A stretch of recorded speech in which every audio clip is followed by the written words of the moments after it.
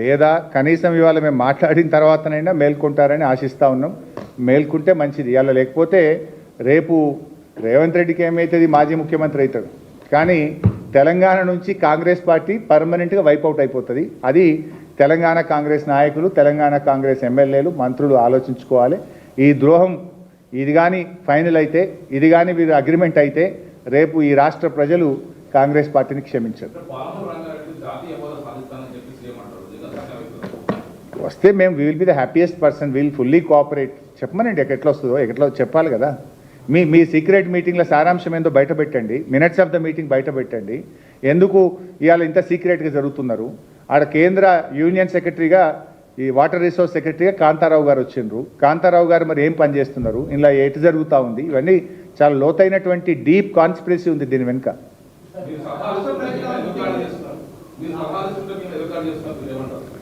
సరే, రేవంత్ రెడ్డి సంగతి మీకు తెలంది ఏముంది పైసా, ఆయన దగ్గర సబ్జెక్ట్ లేదు. ఇప్పుడు నేను మొన్న ఒక లెటర్ రాసిన, ఏదో ఇంగ్లీష్ గురించి ఏదో మాట్లాడాడు. సరే, నీ లెక్క నాకు బటర్ ఇంగ్లీష్ రాదు, నీ లెక్క హిట్లర్ గవర్నెన్స్ మాకు తెలియదు. నీదంతా బటర్ ఇంగ్లీషు, హిట్లర్ గవర్నెన్స్ నీది. ఇప్పుడు లేఖ ఏ భాషలో ఉన్నదనేది ముఖ్యం కాదు, లేఖలోని సారాంశం ఏంది, నీ దగ్గర సమాధానం ఉంటే చెప్పు. If you have answer you tell me. నీ దగ్గర ఆన్సర్ లేనప్పుడు ఏం చేస్తావు అంటే ఎదురుదాడి దిగుతావు, తిట్ల దండకాన్ని అందుకుంటావు, తిట్ల పురాణం అందుకుంటావు.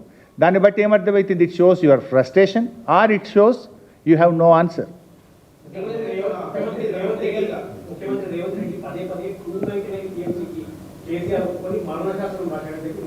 దాని గురించి మేము అసెంబ్లీలోనే చెప్పినాం. 299 మేము ఒప్పుకొని ఉంటే కృష్ణా ట్రిబ్యునల్ మేము ఎందుకు సాధిస్తాం? ఇందాకే నేను చెప్పిన 1005 టీఎంసీకి కృష్ణా ట్రిబ్యునల్ ముందు వాదనలు పూర్తయినాయి. ఎనీ మూమెంట్ జడ్జిమెంట్ రాబోతుంది. ఆ ట్రిబ్యునల్ ఎవరు సాధించిండ్రు? బీఆర్ఎస్ కదా. ఇఫ్ యూ అగ్రీడ్ ఫర్ 299, మేము ట్రిబ్యునల్ కోసం రాష్ట్రం ఏర్పడ్డ 42 రోజుల్లోనే ఎందుకు ప్రయత్నం చేసినాం?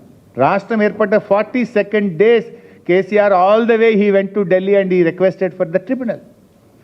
అంటే దట్ ఈజ్ అవర్ కమిట్మెంట్. ఇలా కేసీఆర్ గారి ప్రయత్నం వల్లనే కృష్ణా ట్రిబ్యునల్ వచ్చింది. కేసీఆర్ గారి ప్రయత్నం వల్లనే ఆ 1005లో రేపు 700 టీఎంసీలు తెలంగాణకు రాబోతున్నాయి. ఇన్ఫ్యాక్ట్ మీరు ఒక విషయాన్ని గమనిస్తే రేవంత్ రెడ్డి ఆ మధ్య ఒక మాట అన్నాడు. ఏమన్నాడు? మీరు ఒక 500 టీఎంసీలు కృష్ణాలో ఇచ్చి మీరు ఏమన్నా కట్టుకోరు, ఎన్నన్నా కట్టుకోర్రి అన్నాడు. మీకు గుర్తుందా?